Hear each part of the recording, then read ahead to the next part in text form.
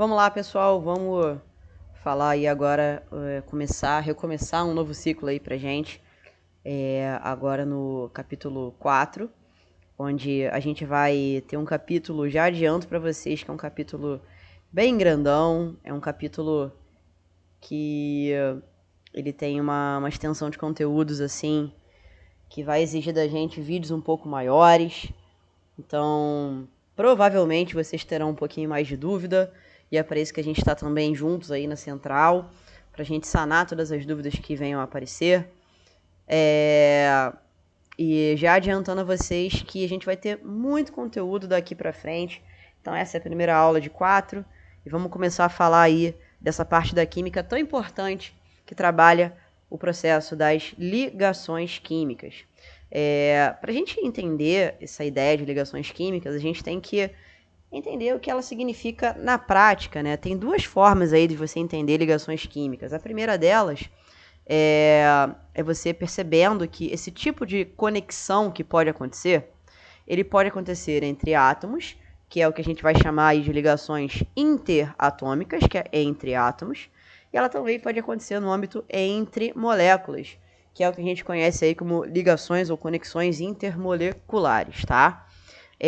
Na aula de hoje, a gente vai falar aí sobre as conexões interatômicas, então a gente vai estar trabalhando aí a ligação iônica, covalente e metálica, e nas aulas posteriores a gente vai trabalhar aspectos aí de ligações intermoleculares, tá?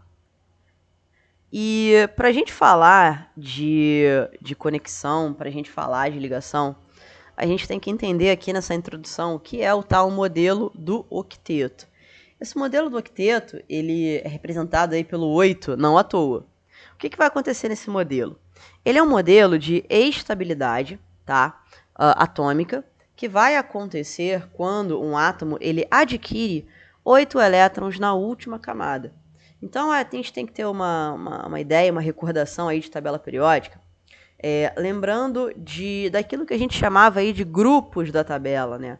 Tínhamos aí grupos que são as colunas e tínhamos períodos que eram as linhas. O que vai definir para a gente essa questão de quantos elétrons um átomo possui na última camada é exatamente aí os seus grupos, tá? Então a gente vai trabalhar com os elementos que são representativos, ou seja, os grupos 1 e 2 e os grupos do 13 ao 18, tá? E o nosso modelo, né, a origem dessa ideia do octeto, ela surge aqui exatamente dos gases nobres. Reparou que eu pintei aqui a última coluna, que é justamente a coluna que remete aí ao grupo 18 da tabela periódica. E esse número 18, ele não é à toa. Esse 8 indica pra gente que todos os elementos presentes aqui, eles possuem 8 elétrons na última camada, tá? A gente tem uma exceção, que é a do elemento hélio, tá? Que por possuir apenas uma camada, ele não tem 8, não teria como ter 8 elétrons, ele tem aí 2 elétrons apenas, tudo bem? O que rola aqui? Quando a gente fala de hélio e esse hélio tendo 2 elétrons, a gente fala de uma exceção ao modelo do octeto, que é o hélio, né? Que representa o hidrogênio, que vai estabilizar com 2 ao invés de 8. Então, tudo que a gente for trabalhar aqui com elementos se estabilizando é sempre para chegar no 8, exceto se for hidrogênio, porque ele vai querer chegar em 2 elétrons por ter também uma camada apenas, tá? Bom, continuando a ideia do octeto, do 8, a gente tem que compreender o modelo de valência e entender que a valência ela é simplesmente uma carga, a gente já viu isso algumas vezes, carga são coisas positivas ou negativas, ou seja, são coisas que perdem ou ganham elétrons, e os átomos eles farão isso, né, ao longo aí das ligações, eles perderão elétrons ou eles ganharão elétrons, dependendo do que for mais simples ou do que estiver mais perto do 8. Lembrando que a ideia é sempre chegar no 8, exceto para o hidrogênio. Então vamos pegar um exemplo aqui, exemplo do sódio. Lembrando que o sódio... Lembrando não, né? Fui na tabela periódica e observei que o sódio ele tem 11 elétrons no total. Se você lembrar das nossas aulas aí de modelos atômicos, você vai lembrar do modelo atômico de Bohr, que era um modelo que tinha a distribuição de elétrons por camadas. E as camadas elas iam do K passando pelo L, M, N, O, P até o Q. No caso do sódio, ele tem apenas 3 camadas. E por ser do grupo 1 da tabela periódica, isso indica que ele tem um elétron na última camada. E o fato dele perder esse elétron faz com que a carga dele seja mais 1 e ele fique com 8 elétrons, que são os elétrons da camada anterior. Então, por isso, aquilo que a gente observou lá de Knox cabe bastante para esse entendimento aqui de ligações químicas, né? Porque a ideia dele ser mais 1 é a ideia dele perder esse único elétron que ele tem na última camada. Diferente, por exemplo, aí do enxofre, que tem 16 elétrons no total. E tendo 16 elétrons no total, a gente trabalha aí com a seguinte coisa. Ele tem, na última camada, 6 elétrons, né? Porque ele é do grupo 16. E por isso, para ele é mais fácil ganhar 2 do que perder 6. Então lembra, grupo 16 lá, a carga era menos 2, porque aqui ele ganha 2 para ficar com 8. Então o sódio, por ser do grupo 1, é mais 1, e o enxofre, por ser do grupo 2, é menos 2. Bom, então, fechando esse raciocínio, a gente parte para a identificação da valência de modo relativamente simples, né? Porque a gente já viu o Knox. Então a ideia é, pega o número do grupo e esse número representa quantos elétrons tem na última camada, e o que for mais perto para chegar no 8 vai valer a carga, perdendo ou ganhando. Então vamos começar pelo grupo 1. O grupo 1 é o grupo, né, dos elementos, dos átomos que possuem um elétron na última camada. Então, como a gente viu anteriormente o exemplo do sódio, é mais fácil perder 1 do que ganhar 7. Então a carga aqui é mais 1. Grupo 2, como ele tem 2 elétrons, continua sendo mais fácil perder, nesse caso 2. Grupo 13, e aí quando a gente entra no grupo com uma casa decimal a mais, ou seja, 13, 14, 15, 16, 17, não é que ele tem 13 elétrons, tá? O último número é o que vale para definir essa quantidade aqui da última camada. Então ele tem 3, e aí é mais fácil perder 3. No caso do grupo 14, que tem 4, tanto faz perder ou ganhar. Depende do elemento que está conectado a ele, pode ser mais ou menos 4. A partir do grupo 15, a gente tem a ideia, e aí a gente pega o exemplo do cloro, a ideia de que é mais fácil ganhar elétron do que perder, né? No caso do cloro, repara que ele tem 7 elétrons na última camada, sendo mais simples para ele ganhar um elétron do que perder 7. Então a carga aqui vai ser menos 1. Assim como a carga do grupo 15 vai ser menos 3 e a carga do grupo 16 vai ser menos 2. Então, essa é a tabelinha de valência e essa é a ideia que você tem que ter na hora de descobrir aí a carga de um elemento para você montar a formulinha, que é o que a gente vai ver daqui a pouco. Então, falando nisso, em montar fórmulas, vamos entender como é que essa conexão entre os átomos acontecem, tá? Isso aí é através das ligações interatômicas. Cara, as ligações interatômicas, lembrando, são entre átomos e elas podem ser de 3 tipos aí. Elas podem ser iônica, covalente ou metálica. Vamos começar falando da ligação do tipo iônica, que para começar te explicando essa ligação, eu vou te mostrar uma conexão iônica já existente, já montada, já pronta, que é a ligação do NaCl. Se a gente reparar, a gente tem aqui um elemento do grupo 1, que possui a carga mais 1, e um elemento do grupo 17, que é o cloro, que possui a carga menos 1. Quando eu junto esses dois, lembrando que o somatório de cargas tem que ser igual a 0, eu tenho a fórmula aqui do NaCl. Agora, como é que funcionaria eu conseguir identificar uma conexão como iônica apenas observando a conexão pronta, né? Eu observo na tabela periódica qual é a posição deles. Lembra em tabela que a gente tinha essa divisão, onde aqui em azul são os metais e em rosa são os ametais. A gente verifica a posição de cada um deles. No caso, o sódio ele é um metal e no caso o cloro ele é um ametal. Então, isso indica pra gente que sempre quando tivermos conexões entre um metal e um ametal, a gente vai ter uma transferência de elétrons do positivo para o negativo, a gente vai ter uma ligação do tipo iônica. Então, esse é o jeito mais simples de você identificar uma conexão iônica. Observar se ela é composta de um metal e um ametal. Se sim, a ligação é do tipo iônica. Se não, a gente vai ver daqui a pouco quais são as outras classificações que existem, tá? Seguindo, vamos trabalhar agora os tipos de fórmula, mais utilizados aí para ligação iônica, fórmula bruta.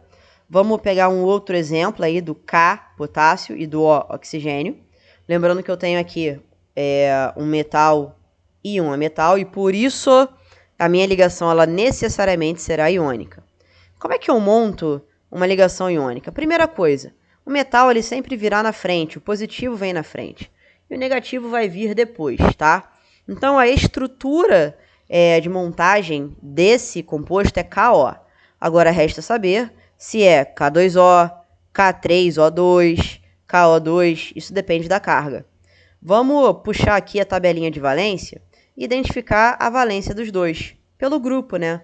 Por exemplo, o potássio aí é do grupo 1 e o oxigênio do grupo 16. E, portanto, cada um deles tem cargas, vamos ver, para o grupo 1 mais 1, para o grupo 16 menos 2. Então, o potássio vale mais 1 e o oxigênio vale menos 2. Lembra que tem que ter um ajuste de cargas para que o balanço dê zero. E esse ajuste ele é muito tranquilo, tá? A gente precisa que a mesma quantidade de elétrons que está sendo liberada, lembra que aqui é transferência, tem que ser recebida e absorvida pelo outro. Então a gente faz isso cruzando as cargas, olha que fácil. O 1 do potássio passa a ser índice do oxigênio, vira o númerozinho de baixo, e o 2 do oxigênio vira o númerozinho de baixo do potássio. Então essa carga aqui vai ser K2O, o que a gente vai chamar aí de fórmula bruta, tá bom? Bom, colocando um resumão aí pra gente, então sobre ligação iônica, a identificação ela vai acontecer quando a ligação acontece entre um metal e um ametal, ou ainda metal e hidrogênio, e a fórmula que a gente viu aí foi a fórmula bruta do K2O como exemplo. Vamos fazer uma questãozinha aqui que caiu no vestibular da UERJ, onde o moço pergunta o seguinte, ó. Apesar da posição contrária de alguns ortodontistas, está sendo lançada no mercado internacional a chupeta anticárie, que contém flúor, um já consagrado anticárie xilitol, um açúcar que não provoca cárie. Aí ele vai falar o seguinte no comando da questão. Considerando que o flúor utilizado aparece na forma de fluoreto de sódio, ou seja, flúor e sódio, ele quer saber qual a ligação existente entre eles. Ora, se o sódio ele é um metal, né, é um Na, e se o flúor é um ametal, a ligação só pode ser de que tipo? Vamos ver. Metal com ametal, ela tem que ser iônica. Então, gabarito letra A. Bom, dito isso, vamos agora falar da ligação maior aí que é a ligação maior em termos de conteúdo, que é a ligação do tipo covalente. Bom, primeiro a gente vai aprender aí a identificar uma ligação covalente e eu já vou puxar para vocês aqui um exemplo pronto. HCl. Repara que nesse caso eu tenho o hidrogênio e um ametal. O hidrogênio, como a gente já observou em tabela periódica, apesar de estar colocado no grupo próximo aos metais, ele não é considerado um metal. A gente acabou de observar aí que o hidrogênio ele só tem um elétron na última camada e, portanto, ele precisa receber. Então, ele não tem a característica principal dos ametais. Aliás, dos metais, né? Que é a liberação. No caso dos ametais, eu tenho aí a ideia generalizada, normal, e no caso, o ametal presente é o cloro. Então, uma conexão entre o hidrogênio e um ametal forma a ligação do tipo covalente, ou ainda ametal com ametal. Ou seja, dois componentes que querem receber elétrons e não doação de elétrons, como acontece na iônica. Então, aqui acontece um negócio chamado compartilhamento, tá? E aí, para a gente entender esse compartilhamento, a gente precisa sacar dentro da covalente quais são os tipos de ligação que existem, que é bem diferente da iônica, ó. Na iônica, a gente coloca um elemento do lado do outro, com os numerozinhos embaixo certinhos e tá tudo bem. Aqui na covalente, a gente tem, além dessa representação, com um elemento ao lado do outro, a gente tem a representação que a gente vai chamar de estrutural, onde a conexão entre os elementos ela acontece da seguinte maneira. Eu posso ter um tracinho conectando eles, o que eu vou chamar de ligação simples. Eu posso ter dois tracinhos, o que eu vou chamar de dupla, ou ainda 3 tracinhos, o que eu vou chamar de tripla. Lembrando que cada tracinho desse, ele vai carregar dentro de si, ele é a união, né, ele é o compartilhamento de 2 elétrons. Então, cada tracinho desse tem o elétron de um elemento que está aqui na esquerda, por exemplo, e o elétron do elemento que está aqui na direita, tá? Pegando aí o exemplo do compartilhamento do HCl que a gente forneceu para vocês, eu verifico aí a quantidade de elétrons que cada um possui na última camada, e para isso a tabela de valência ela serve muito, né? Aliás, nem assim, você nem precisa gravar a tabela. É só você pegar a tabela periódica que vem na prova, observar o grupo e o número do grupo vai falar para você a quantidade de elétrons. Então, se o hidrogênio está lá no grupo 1, é por isso que ele tem um elétron. E se o cloro está no grupo 17, é por isso que ele tem 7 elétrons ao redor da última camada. Então, você desenha esses últimos elétrons aqui deles e verifica quanto falta para chegar no 8.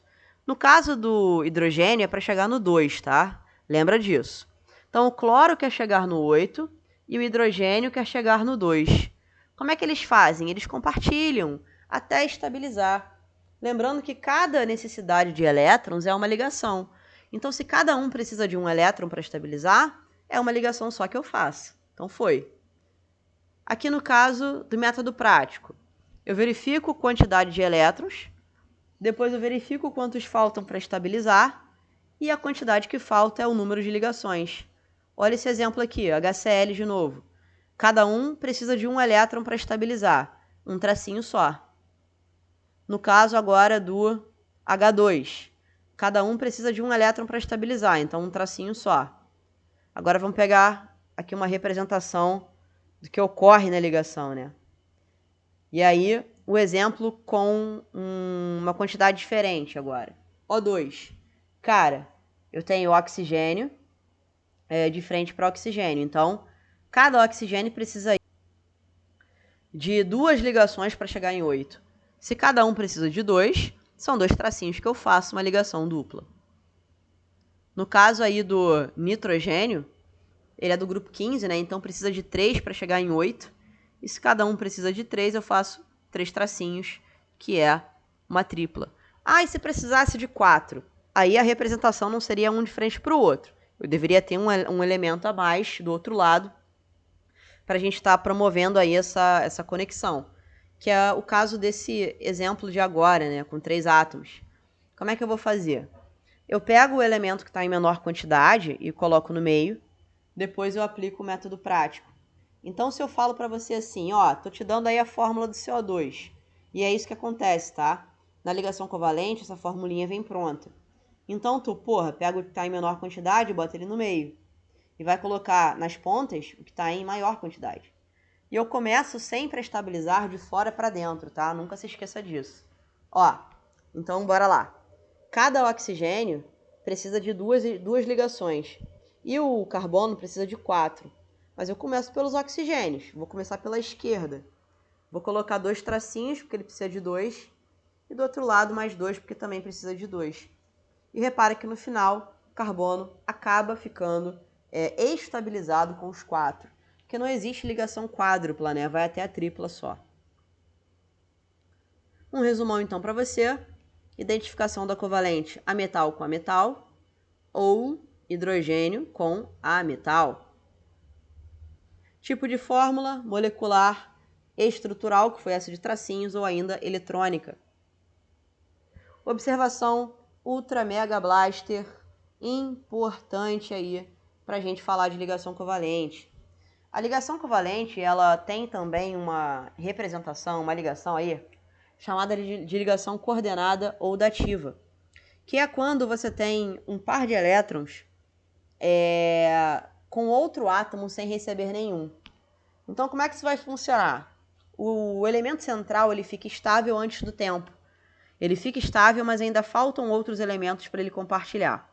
Isso vai acontecer geralmente quando os dois elementos são do mesmo grupo, tá?